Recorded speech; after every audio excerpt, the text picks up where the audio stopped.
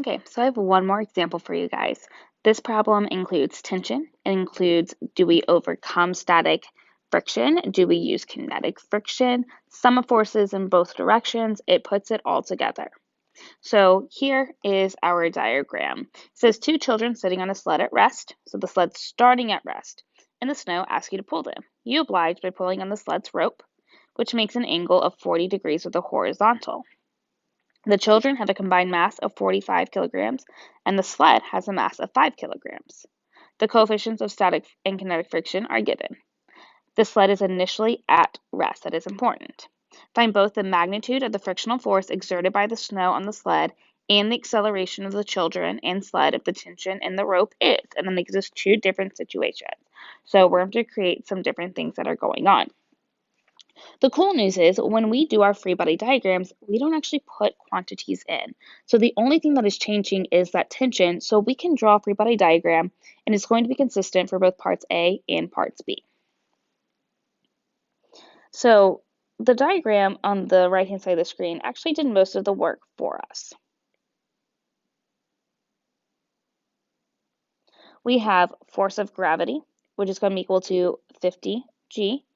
And I got 50 from 45 plus 5. I'm not drawing this well. Let me try that again.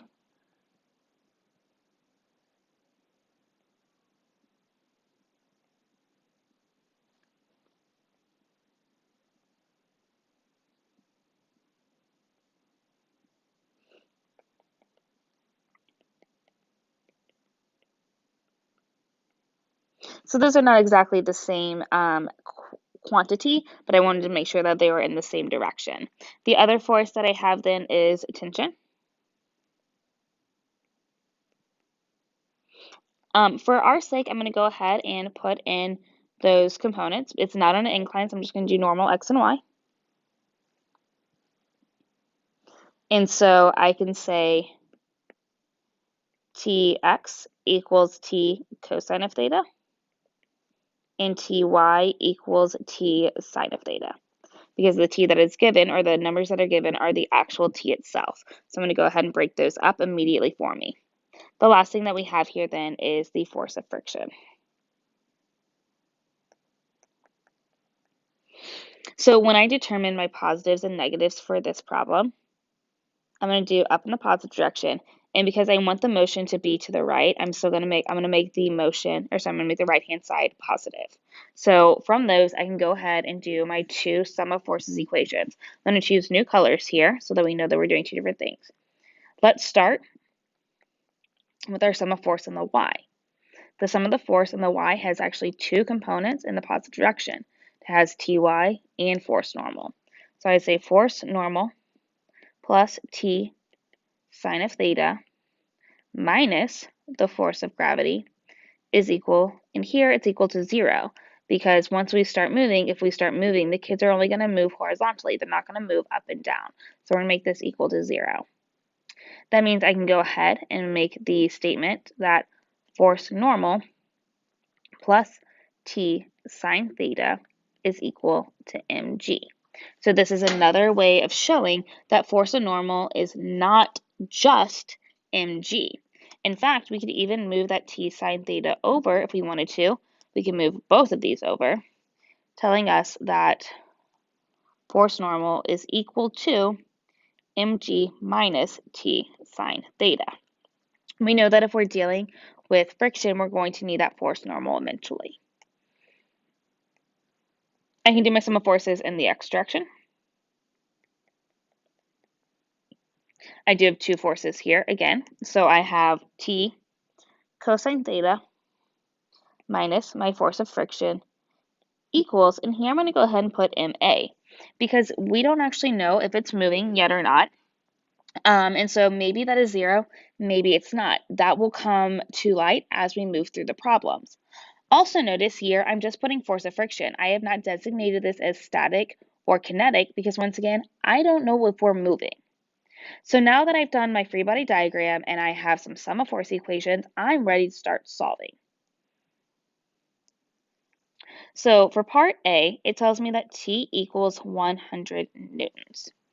Because we are doing an object from rest and there is friction, the very first thing we have to do is determine, does our force applied overcome the force of friction? So in this case, it is important that we determine what is our force applied.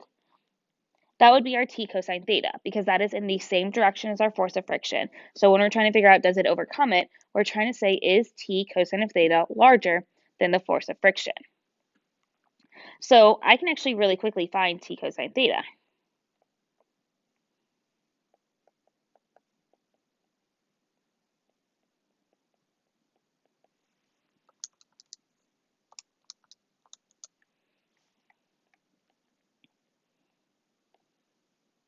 So in my sum of forces for this one,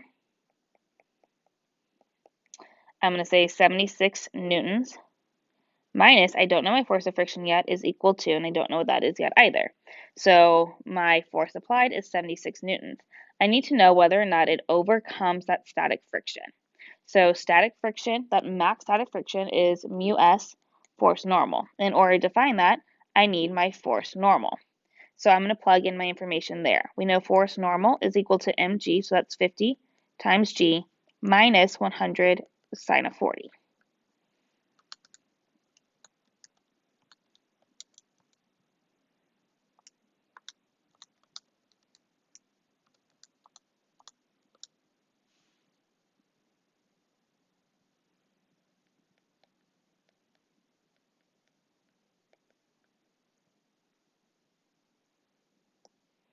I realize at this point that I need my mu s. I need to actually calculate this. So my mu s is 0.2. So this is going to be equal to 0.2 times 426.2 newtons. And that is equal to 8524. I need to ask myself which one is bigger. Remember, if my force applied is, ooh, that's a greater than symbol, is less than force of static max, then force applied equals force of static, and there's no motion. If force applied is greater than force of static max, then force of friction equals force kinetic, and there is motion. So I need to determine which category I'm in. So I'm going to compare my 76 to my 85.24. So then this is considered my force applied. That's my force of friction. And you know which one wins? This category. So because of that, I'm immediately going to say my force of static friction is equal to 76 newtons. Remember, if it's less than it, it is not the 85, it's the 76. So if we are less than that maximum, we are exactly what our applied is. We're 76 newtons. And I would say that my acceleration is equal to 0. So that was part A.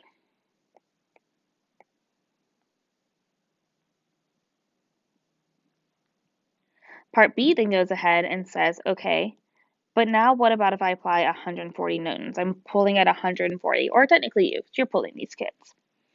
We're going to do the same process. The first thing we have to determine is, do we overcome it? So we need to find our t cosine of theta. Once again, that's going to be our force applied. So in this case, it's going to be 140 cosine of 40.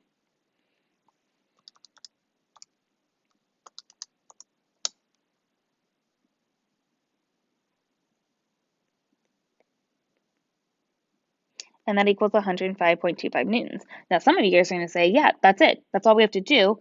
That immediately surpasses 85.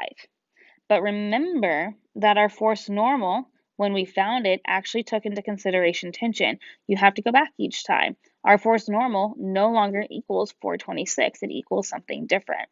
So we need to calculate our force normal again. Remember, force normal, we said, was mg minus t sine theta.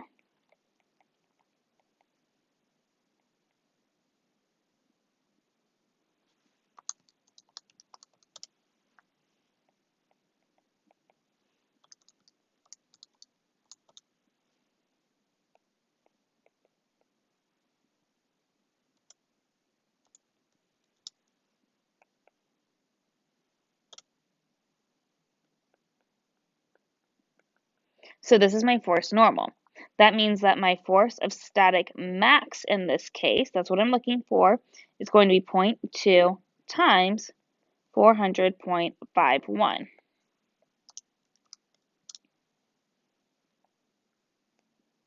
I need to do this whole situation again. I need to determine which category I'm in. So I'm going to compare my force applied to my force of friction.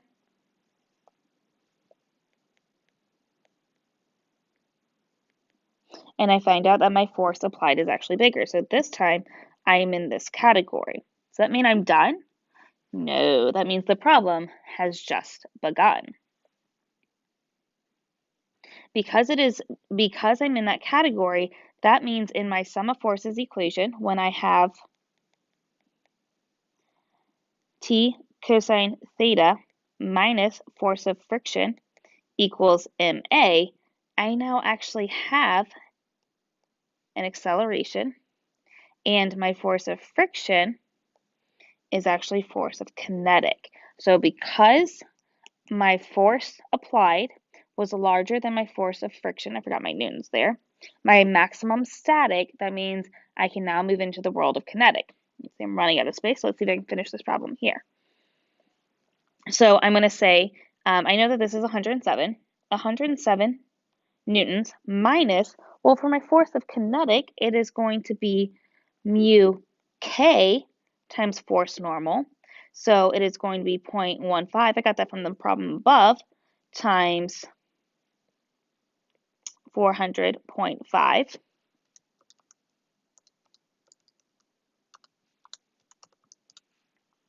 which equals approximately 60.1. My mass, remember, was 50 overall, and now I can find my acceleration.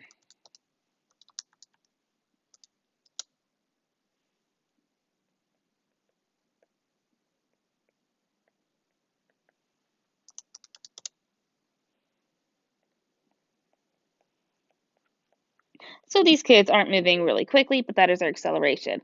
The problem did also ask for that force friction. So here we would say force of friction is force kinetic, and that was 60.1 newtons. So I really like this problem because for both of them, you have to determine, do you overcome? And you did have to use the full sum of forces because that tension was an added part. The y component affected your force normal, and the x component was actually that force applied. Once again, in this first category, I immediately found out that my force applied was not enough to overcome the static friction in that case. Due to that, my force applied was my static friction. So when it asked me to actually find my force of friction, I said it was equal to my force applied.